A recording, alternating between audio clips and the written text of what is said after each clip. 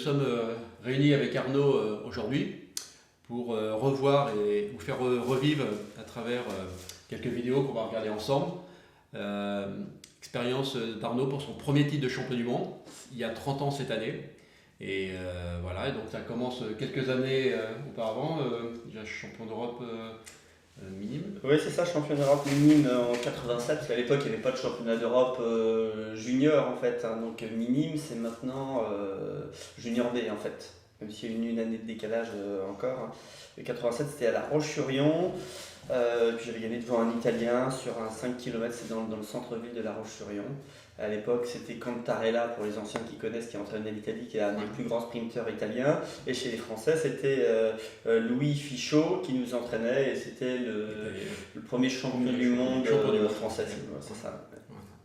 Et voilà, puis nous, on commence à se rencontrer dans les stages régionaux, et puis on fait un grand voyage aux États-Unis en 1988. Oui, voilà. oui. Et puis un jour, au début d'année 89, ton père, Gérard, vient me voir en disant Christophe, je voudrais te confier la carrière d'Arnaud pour être champion du monde. Voilà, passer de champion d'Europe minime à champion du monde.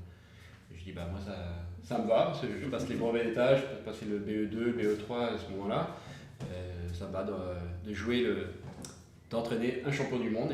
Et on démarre, donc on n'a pas beaucoup plus d'expérience l'un d'un côté comme de l'autre pour aller à ce titre. Et puis la première année, c'est 90, donc il n'y a pas de championnat du monde parce que les Français ne participaient pas au championnat du monde, c'était en Colombie. Hein, c'est bien ça, oui, 90. Oui, 90, oui. Et donc on va au championnat d'Europe d'Inzel, voilà, senior, parce que tu as tout de suite été surclassé. Oui, j'ai été surclassé de cadet à senior. Le championnat d'Europe à Inzel, c'est pas la même piste que maintenant. Maintenant, c'est une piste couverte au même endroit à Inzel en Allemagne. Sachant que je pense que les deux, ça devait être Edouard Giannini et un autre, je crois, qui étaient tous les deux champions du monde senior déjà. On va regarder cette arrivée.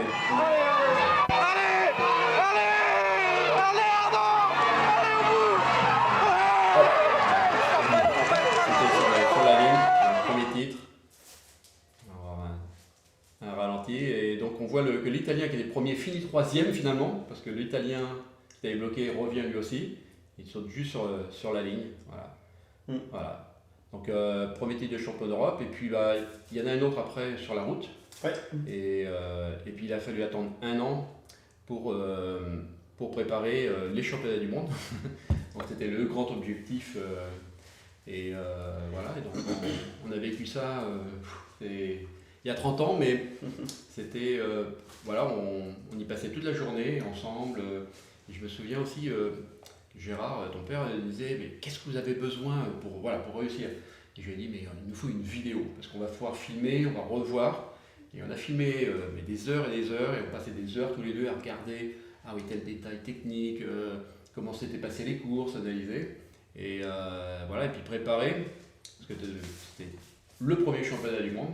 Donc voilà, il n'y a pas d'expérience. Je me souviens qu'on était allé à Ostende avant, voir la piste, s'entraîner sur place. On était revenu avec des images, on avait recréé un certain nombre de choses avec Sébastien Pro.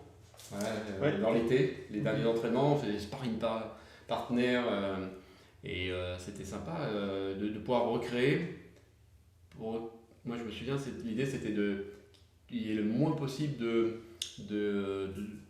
voilà, ça allait évident ce que tu allais faire au championnat du monde, on l'avait déjà fait à l'entraînement. Parce que c'était la première fois, donc c'était pas évident. Voilà, et puis donc, voilà, on va revoir les images ensemble. Voilà, alors là, c'est le départ. Et donc aussitôt, l'équipe de France a été fabuleuse. C'était voilà, de dominer tout de suite la course. Arnaud est recalé, et tout de suite tous les trois ensemble. Alors surtout qu'à l'époque c'était un peu différent, parce que c'était une course à points, je crois que c'était points tous les kilomètres. Ouais. Donc les sprints étaient vraiment importants, il fallait être bien emmené, et c'était des sprints qui étaient à 100% à chaque fois. Et donc forcément si je l'ai gagné, c'est pas tout seul, ça m'avait semblé hyper facile, parce que j'avais tellement une grosse aide des coéquipiers, Olivier Labonneau et Philippe Boulard. que c'était presque une des courses les plus faciles que j'ai gagnées. Parce que j'étais pas esselé dans les courses, j'étais le jeune senior qui arrivait, donc toute l'année il fallait que je me batte un petit peu contre tout le monde. Et là, avoir de l'aide, ouais, ça m'avait étonnamment surpris. Alors on voit bien tout de suite regrouper tous les trois. Il y a une minute de course, il y a les Espagnols qui emmènent, et là ça décale. Là c'est Olivier qui emmène, toi tu es deuxième. Ouais. Il y a Philippe Boulard en garde du corps derrière qui, qui vient protéger pour pas se faire accrocher. Et puis on voit que ça emmène fort, il met tout le monde en ligne pour aller chercher les premiers points. Et d'entrée, voilà. S'imposer. Là il te laisse passer, Ouais. un petit coup de tête. Et là, premier sprint, clac, les points, donc c'est bien parti. Ouais, Économie, on attend, on récupère pour voir que les autres viennent de placer. C'est donc, vrai qu'il y avait moins de tentatives d'échapper à l'époque. Après, il fallait tenir entre les points, vu qu'il y en avait moins souvent aussi, ça c'est vrai. C'était plus violent. Ouais, plus violent, voilà. du coup, mais voilà, ça. Du coup, c'était plus des sprints très violents et rarement d'échappés. Et là, hop, l'équipe est reconstituée. Ouais. Olivier reprend la tête.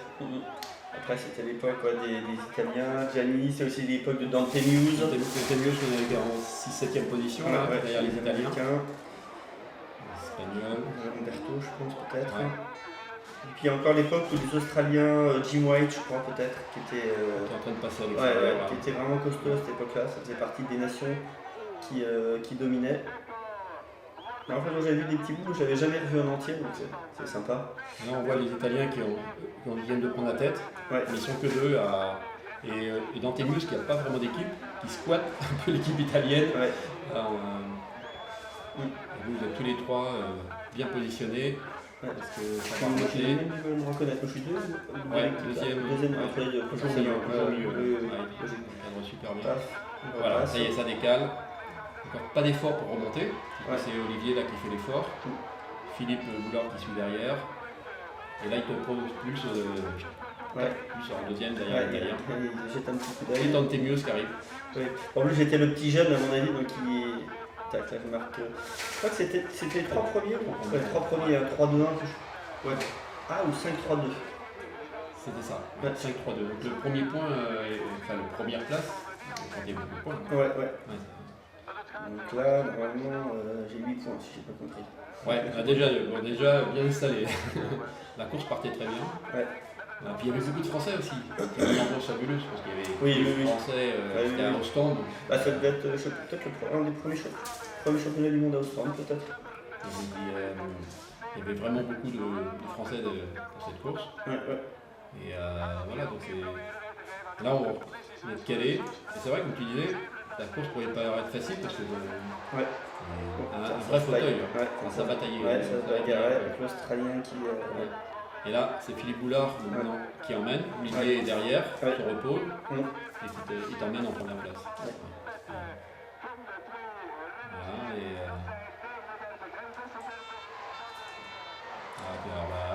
C'est vrai que là, c'est sur un fauteuil. Oui, c'est vrai que ça avait été une vraie partition. J'avais des souvenirs comme ça, mais j'avais pas vu. C'est toujours sympa. J'imagine qu'il va s'écarter, je vais passer à l'intérieur. C'est long, hein. Ah oui, c'est long. Ah oui, je pensais que c'était la cloche. Je pensais que c'était la cloche. En fait, il te laisse passer devant. Ah oui, puis il bloque après. D'accord, ok. Ouais, je pensais. Mais c'est vrai que c'est pas tous les deux tours là. Oui. Hop. Ah, je me suis fait un peu voir. L'Italien est arrivé vite derrière. Ouais. Voilà. Donc là, il y a déjà 5 minutes de course, les 3 premiers sprints. Et Dante Muse qui n'a pas de petit pied, il est obligé de faire tout l'effort pour aller prendre juste une petite troisième place. Ça lui a coûté cher. Donc là, j'ai fait une fois le maximum de points, 5, 3 et 3, peut-être quelque chose comme ça, j'ai marqué là. Et on voit des coups de tête en disant où sont les gars, où est le train, train français. Et hop, ça y est, 1, 2. Pas encore tous les trois ensemble. Ça va pas tarder. Voilà, donc les Espagnols qui vont essayer de ranger un petit peu des points. Je sais plus comment il s'appelait à l'époque. Lamberto. Ouais, les frères Lamberto. Alors le belge, je sais plus qui c'était chez Lamberto. Dani. Ah, peut-être il y avait Bohen. Il y avait Bohen qui était fort, c'est ça. Je sais plus si c'était même, c'était Bohen dans tous les cas. Ouais. Donc bien sûr chez eux les Belges jouaient bien aussi, une bonne équipe, hein, mais ils étaient que deux. Ouais. Et voilà, et après voilà, ça y est, ça c'était important parce que là, on voit Olivier qui refait l'effort pour remplacer devant. En fait jusque-là on a fait tous les points quoi. Enfin à chaque point on se positionnait pour sprinter quoi. On n'a pas fait d'impasse pour l'instant en tous les cas sur des points. Encore un espagnol, et ça coûte cher. Ouais. Ça coûte cher. C'est la cloche. Là, le gars qui part de très loin. Par contre, là, je risque de marquer encore que. Le gars qui part de très loin, alors que là, il me donne un petit coup de tête, il fait bon, tu y vas. Ça serait bien que je pique le point, ça fait 2 fois que je fais deuxième, ça serait bien que je marque 5 points là. Ouais, mais lui, ça fait déjà un tour et demi qu'il tourne. Ouais. Et donc, vous sautez sur la ligne. Ouais. Il y a le belge aussi. Non, c'est l'italien. Ouais. C'est Gemini là. Allez, c'est un exemple de course par équipe. Oui, c'est clair. Délassement. Ouais, il y en avait toujours un qui était capable de remonter, de venir me replacer. Et forcément, ça aide. Et cette course avait été le support de mon mémoire pour le BE3. D'accord. Et c'était le coût énergétique que coûtait d'aller chercher les points, de récupérer, on voyait les pulses qui baissaient, de ressortir, de revenir, puis de ressortir. Oui, il y avait déjà c'était les premiers cardio, c'était les premiers cardio. On prenait les lactates à faire des courses. Toute cette année-là de préparation. Et là on voit le travail, à nouveau, ça ressort. C'est l'équipe de France. Là c'est Philippe Boulard qui t'emmène. Hop. Il a fait l'effort de ressortir. Et en plus, il y a le belge qui vient en coup de main. On a mis course à peu près là. Ça se finit. Coincé un petit peu là. Parce qu'on a perdu de place là. Je pense qu'on va zapper. Celui-là, celui-là, ça va mieux récupérer. Tant pis celui-là. Et puis ça lui coûte beaucoup d'énergie parce qu'il n'a pas d'équipier pour l'emmener parce qu'on sait pas les points encore. Donc ça coûte très cher. Et puis Dante, il a marqué que des 3e places. Il va faire une 2e place là. C'est coûteux. Voilà, puis pour boucher le trou derrière, soit Philippe, soit Olivier. Il a bouché le trou. C'est important. Devant, il essaye de partir. Ça bouge. Et puis là, on a vraiment des courses où ça peut faire mal, mais c'est important. Et là, il fait le travail de revenir. C'était pas John Fry là, il patinait encore à cette époque-là, c'est possible qu'il est aussi là. Non, mais son fils là. Peut-être. Peut-être là en 4ème. Le maillot. C'est vrai. C'est le père ou le fils C'est le fils. C'est le fils, et ça fait comment son père du coup. Son père avait été. Oui, non, je savais qu'il était beaucoup plus âgé, son père, mais je sais plus comment il s'est. Mais John, c'est son père alors, non? C'est les deux. Ah, c'est les deux. Ah, d'accord. John et John Junior. Ah, d'accord, c'est pour ça que je me posais la question. Les deux s'appelaient John, j'avais un doute. Voilà, l'équipe est à nouveau en tête et on reprend la tête On avait les fameux protège-casques comme c'était à la mode, c'était pas très beau, mais enfin bon, les modes tournent après. Voilà, et c'est parti. Le train français, il y a quand même un néo-zélandais qui fait un gros effort. Et là, je pense qu'il y en emmène encore. Il va juste avoir à décaler. Cloche, ouais. Bon, 200. Le gars, il vient de faire 400 mètres. Ça va lui coûter cher. C'était différent, c'était pas mal aussi parce que ça faisait des points qui étaient un peu plus construits du coup. Et il a donné un petit coup de tête. Il peut y aller à nous. Et là, petite sortie de virage. Et boum, 3 points. Non, 5 points. 5 points si je suis premier, peut-être. Je pense que je vais peut-être faire lui. Voilà, donc c'était. Toute cette course, je me souviens dans la préparation avec Sébastien Pro, de faire. Moi, je faisais les tours intermédiaires et Sébastien, on faisait un relais. Il faisait forcer pour aller marquer les points, revenir derrière et on a passé des entraînements qui étaient sympas. Tous les trois, on était plein mois d'été, juillet-août, on était tous les trois à préparer ça. On avait recréé la piste sur l'anneau du Rentière. Elle est particulière cette piste. Ah oui, c'est vrai, je me souviens maintenant. Des grands virages et donc Oui, je me souviens maintenant, c'est vrai. Il y a vraiment ça te paraissait évident, on l'avait déjà vu ça. Et puis la course, elle est de rêve. C'était une piste c'était rapide pour l'époque. Tu vois, c'est fait le record du monde sur le jour de la compétition sur la course à fond. Ouais, mais c'est une piste qui va vite. Qui va très vite. Grand virage. Les Italiens reprennent le lead, ils disent on a des points de retard, il faut qu'on assure. Je pense que dans toute la course, il y a pratiquement très peu de temps où tu es sauvé. Tout seul, Il y a toujours. il n'y a qu'un seul point qu'on n'a pas fait pour le moment. Voilà, et là il décale. Je suis pas allé avec lui là. Oui, un petit jeu de main. Du coup, je vais prendre l'initiative. Qu'est-ce que je vais faire? Est-ce que je reprends l'initiative d'y aller tout seul? Il y a même Olivier qui. Ah oui, c'est les points sur la ligne, je pense. Prend un petit point. Ouais. Et là, hop, tout de suite derrière. 15 minutes, c'est 3 minutes 30 de course. Ouais, il reste. On est sur les derniers tours. Ouais. On est en quad, hein. C'est vraiment différent, ça bouge beaucoup, par rapport au patin en ligne. Ouais, beaucoup plus proche. Les petits gestes, les petites relances. Là, il y a Dantémius qui vient frotter l'équipe de France. C'est toi qui filmes là? Ouais. Ça va, c'est correct. Ouais. Malgré les courses, j'étais concentré sur la course. Ouais. Non mais c'est vrai que pour la fin de course, ça bouge un petit peu parce qu'il y avait l'émotion. On entend hurler. Mais c'était bien filmé quand même. Bah, on avait aussi du bon matos, très bon matos. Oui, c'est pas un truc de France 3, des faire 3 à l'époque. C'est ça, une ancienne caméra de France 3, on avait vraiment eu. Ça permettait de faire des beaux zooms. C'est un point qu'on va pas faire sur le corps. Là, c'est un peu loin là. Après, l'arrivée était aussi très importante parce qu'il me semble que c'était 10 points. 10, 9, 8. À la fin, je suis quasiment sûr que ça marque 10 points sur le dernier sprint. Donc c'était important d'être là pour le dernier aussi. Voilà, donc c'est le Belge qui est devant son public qui relance. Et ça faisait quand même, c'était pas aussi rapide que maintenant, mais bon, 15 minutes c'est correct. On verra peut-être un peu moins. Ça faisait pas loin, par il pas loin de 40 de moyenne quand même.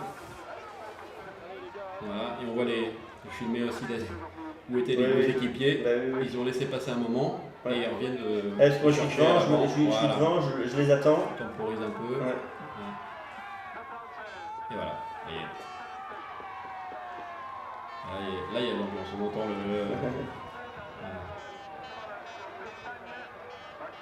Voilà, alors ça y est, là on arrive dans les derniers tours. Ouais, 13 minutes 30, donc il va passer. Hop, remplacement, Olivier se remet derrière. Non, je me suis mis 30, c'est ça. C'est vrai qu'il y a un petit coup devant. Ah oui, du coup il s'est écarté et il me laisse emmener devant en fait. Parce que du coup s'il bloque, ils vont peut-être bloquer j'imagine pour que tu prennes le point. Et derrière, il n'y a pas d'équipe capable d'emmener. Derrière, il n'y a plus qu'un seul gars de chaque nation. Je pense qu'il m'a demandé un petit peu de mener devant pour qu'eux ils récupèrent un petit peu, que je participe en fait. On va faire c'est des tours qui sont un peu plus tranquilles. Derrière, ça fait que du replacement, d'être tranquille devant. C'est vrai que on se suivait proche à la ah mais ça y est, ça relance. C'est reparti là. Là, il relance pour les prochains points. Ouais, je sais ça. Et ça roule, hein, parce que tout est en ligne derrière. Ça sentait bon pour le titre déjà. Là, il y avait pas mal de points d'avance. On était en tête, il n'y a plus qu'à conclure.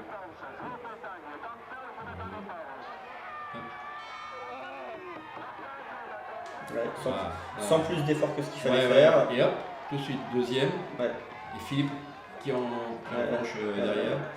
C'est vrai qu'on l'avait un peu dominé de la tête et des épaules. Olivier qui a emmené, il est en train de temporiser un peu derrière, il va revenir. Puis là je pense que ça va être en 14-48, donc ça va être la fin. Voilà. Et il revient. À l'extérieur, on voit Olivier qui revient. Il bloque derrière, il va reprotéger.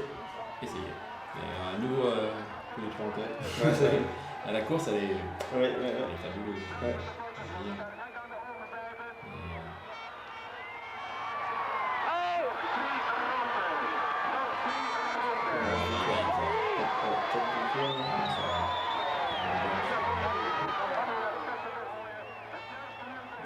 Et les autres, je pense qu'ils c'est une grande émotion parce que c'était ton tout premier titre. Et puis, voilà, c'est une chose qu'on avait préparé comme 2 ans avant. On a cette course-là. Allez, voilà, ça y est, on décale. Hop, c'est parti. Peut-être que je peux te filmer. Voilà, non. Les derniers tours. Allez, c'est parti. Bon, ça va.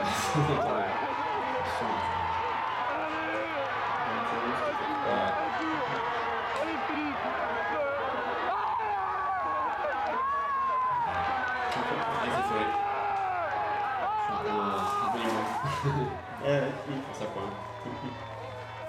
Et j'ai le souvenir après l'arrivée, quelques minutes après, dans le box les Français, chez toi, Olivier, Philippe, on est tous les quatre, et on est en train de célébrer et puis parler de la course. Et la porte s'ouvre, il y a une tête qui dans le box des Français, et c'est Cantarella, entraîneur mythique italien, et qui fait bravo. Là, il n'y avait qu'une seule équipe, c'était l'équipe de France, magnifique, super, vous avez dominé. Et il y avait un grand silence, on regardait Cantarella, il était impressionné. Soit avec mon père. Ça, je pense que c'est ton père. Ouais. Ah, il était heureux. Ouais, c'était le titre. Et ouais, un grand moment ça. Ouais, c'était le début de la carrière. Moi, ça a été le titre le plus facile. Hein. Après, oui, c'est. Il allait. Après, il a fait le reste, il a fallu chercher avec les dents. Hein. Surtout quand je tombais toutes les générations avec Chadédric. Il a fallu travailler. 91, mais 94 arrive Chadédric, c'est assez compliqué. Ouais, après. Oui, puis j'étais peut-être un peu plus dominateur aussi avec les quads qu'avec les lignes. Bon, quoique. C'était pas été trop dégueu, j'ai fait quelques trucs sympas aussi. Bah, au total, on a regardé les statistiques, c'est quand même 140 médailles pour le championnat d'Europe et le championnat du monde. Oui. 140 médailles, voilà. C'est énorme.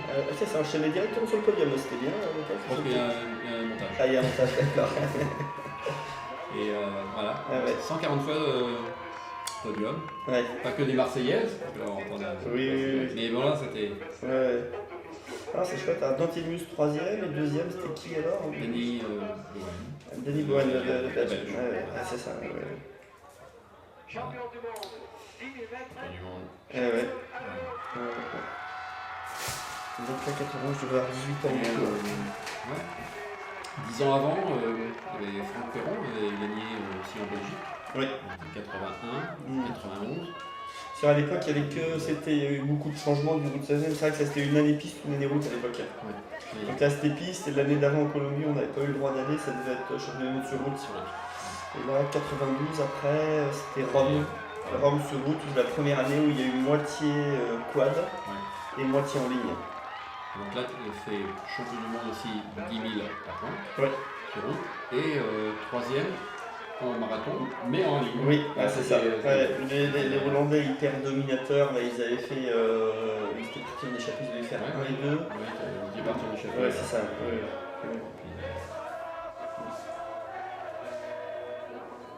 Marseillaise. Toujours un champion. C'est vrai que c'est vieux, c'était le dernier, mais c'était encore un maillot en laine. À travers cette époque quand même. La vidéo est en couleur. La vidéo est en couleur.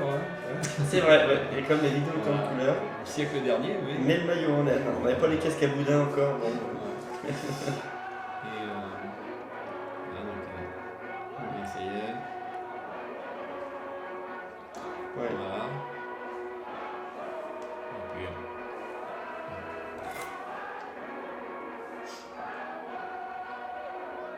voilà, donc donc là on est les photos avec Dante Muse, le champion américain, voilà, le type champion du monde. Et puis après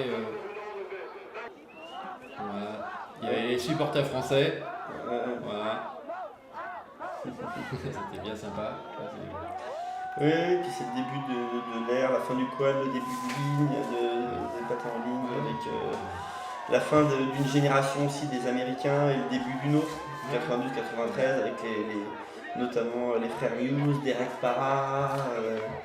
C'est toute une époque de grosse domination des Américains. C'est là qu'il y en a qui ont commencé aussi à partir à la glace, comme Parra, 80, un peu après, comme 94-95. Et puis il y a dans Team News, on va leur retrouver aussi sur le podium du championnat du monde 94, Jean. Il est deuxième et ça se joue au sprint. Voilà, au sprint.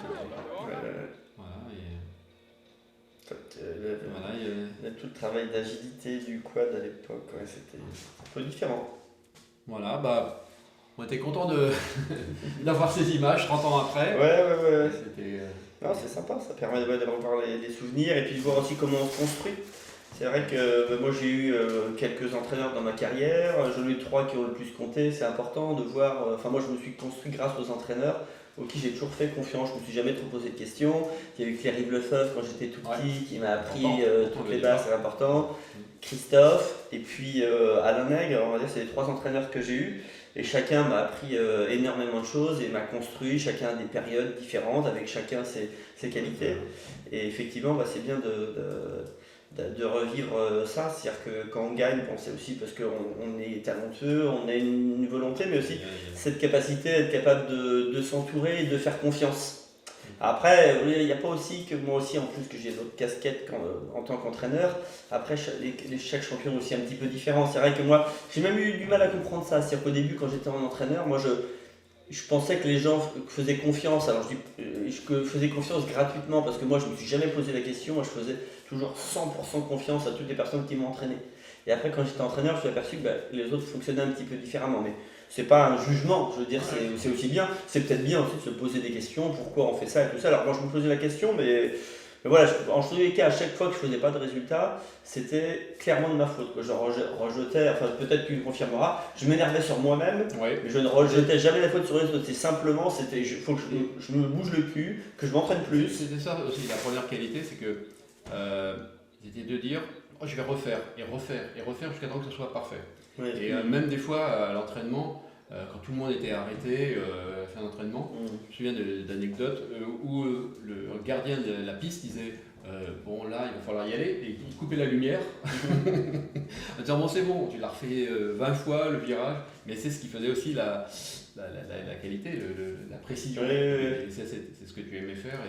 Oui, et puis toujours, après voilà, c'est des qualités qu'on essaye, voilà, c'était loin d'être la perfection, mais en tous les cas, il y a certaines valeurs qu'on trouve dans le haut niveau, et c'est en tant qu'entraîneur aussi, servir un peu de mon expérience, même si chaque champion est complètement différent, mais voilà, il y a des valeurs qui m'ont animé en tant qu'athlète, et puis aussi en tant qu'entraîneur, que j'essaye de transmettre, et notamment ces notions de travail qui sont pour moi importantes. Le travail, la pugnacité, alors il y en a qui vont rigoler parce qu'au pôle c'est des valeurs que je leur répète, mais travail, pugnacité, humilité, c'est-à-dire toujours se remettre en question, ne jamais rien lâcher. Cette transition aussi du quad au inline nous a ouvert aussi l'esprit de garder toujours ouvert à la nouveauté. Voilà, pas se fermer, parce qu'il peut y avoir. Nous, c'était incroyable parce que tout ça s'est fait en quad, et l'année d'après, il faut tout repartir à zéro. On a découvert des nouveaux patins, des nouveaux types de courses. Et c'est vrai qu'on a passé des super moments ensemble parce que fallait tout apprendre, on partait de rien, on savait rien. Découverte sur découverte. Je me rappelle, on arrive au patin en ligne, on dit bon du jour au lendemain il faut changer quoi. Alors, quelles chaussures? Est-ce que c'est des chaussures comme ils avaient à la glace qui étaient hyper basses, sans carbone, rien du tout? Il y avait des chaussures hyper hautes en plastique. Donc on partait de rien. C'était épique, les matériels. Les roues, il fallait que ce soit des roues hyper dures, on ne comprenait pas pourquoi il fallait des roues molles, puis on avait des roues c'était sans short, alors peut-être ça parlera aux anciens, mais alors qu'il a fallu qu'on aille sur des plus molles. Alors le truc qui sert complètement à rien, mais qui nous omnibulait, c'était qu'il nous fallait des cliquets. Parce qu'en quad, on enlevait et on remettait les roues très rapidement avec un petit cliquet. Donc on ne comprenait pas pourquoi il fallait un truc vissé en ligne. En fait, c'était pas une bonne idée. Il y a eu et toute cette expérience aussi d'avoir voyagé. Je me souviens d'une des premières choses, il y avait un petit pins, Arnaud Giquel, champion du monde, et on dit le bénéfice de ces pins, on va le réinvestir pour aller faire des courses, découvrir. On est allé aux États-Unis grâce à ça, et puis après on a découvert, et quand on revient en France, on dit mais il faut qu'on le partage avec tout le monde. On fait des stages, il y a plus de 100 participants au stage, et on dit voilà ce qu'on sait. On n'en sait pas grand chose pour l'instant, mais au moins on sait ça avec les patins en ligne. Et Et ça a permis aussi au niveau de la France d'avoir un coup d'avance sur d'autres nations qui sont allées très doucement, comme nos amis italiens, qui sont allés très doucement au patin en ligne, en disant oui, peut-être, je sais pas. Et ils ont pris 2-3 années de retard, ils ont eu du mal à récupérer. Ça a mis du temps, Oui, alors c'est vrai qu'on a choisi tout de suite le fait de dire il faut prendre de l'avance, il ne faut pas se poser de questions. Si on commence à tergiverser, c'est bien, c'est pas bien, parce qu'au départ c'était les grands débats, on disait oui mais ça va passer sur route, c'est plus rapide sur route, mais sur piste, ça sera jamais assez rapide. Donc je me rappelle les premières courses, je crois que c'était en France aux 3 pistes. Et on était que, si je ne me trompe pas, je crois 3, 2, 3, il doit y avoir, je pense, Olivier Babonneau, moi, peut-être Alain Nègre, peut-être d'autres, je n'en pense pas beaucoup. Et les premières courses, notamment à Pibrac, qui glissaient énormément, on avait du mal. Je m'étais fait battre en fait par des gars en patin en ligne. Ouais, et ça posait question. Et la première année en ligne, il est tombé 16 fois en course. Je me souviens de ça parce qu'on notait. Il était passé toute l'année avec des pansements, et parce qu'il n'y avait pas l'habitude de prendre autant de risques avec les quads, mais sans maîtriser. Et une chute. Et je me rappelle. Il fallait vraiment être. Je m'en souvenais plus. Toute l'année. À chaque fois, on voulait être aussi près, mais comme c'était un peu plus long, ça touchait et bing, et 16 fois. Donc, on s'en rappelle pas parce qu'à la fin d'une carrière, c'est que les bons moments. Mais tu vois, quand je discute avec des athlètes, notamment, qui me disent mais là, j'ai la Moon, j'ai ci, j'ai ça, on se rappelle que c'est intéressant de le dire que tu vois, ça m'a pas empêché de réussir à fin d'année. Et pourtant, je t'ai tombé combien tu dis de fois après 16 fois. 16 fois. Non, mais ça, c'est intéressant. Et on oublie ça en fait. C'est vrai qu'à un moment on voit que les victoires, on dit c'est facile, mais avant d'avoir les victoires, il y a plein de désenchantements, de difficultés. En fait, c'est une succession de problématiques qu'il faut surmonter pour se rendre meilleur. Et voilà, c'était une belle leçon de vie. On a vécu des moments fabuleux ensemble. C'était top, c'était une expérience aussi professionnelle. Et puis c'est vrai que c'est intéressant aussi, c'est l'amour du roller. Je crois aussi que tu m'as transmis la culture.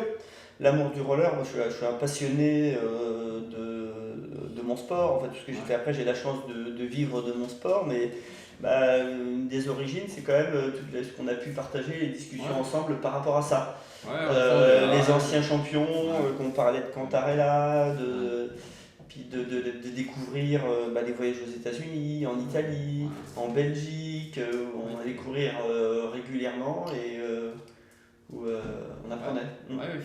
Voilà, on voulait vraiment et on y passait des heures à tout mettre de notre côté pour réussir. De voir chaque détail, chaque petit point, était revu des heures de vidéo, avancer, reculer, au ralenti, revoir un détail, et c'était c'était une page. Sympa, 30 ans, sympa de revoir ça parce que ça fait quelques années, mais c'est souvent bien aussi de revoir des leçons du passé, de se remémorer pour essayer d'avancer dans le futur et puis voir aussi ce qui nous a construit. Tu vois, chacun, ça fait partie de la construction de toi sur la suite et puis de moi aussi, donc c'est bien ce petit regard vers l'arrière.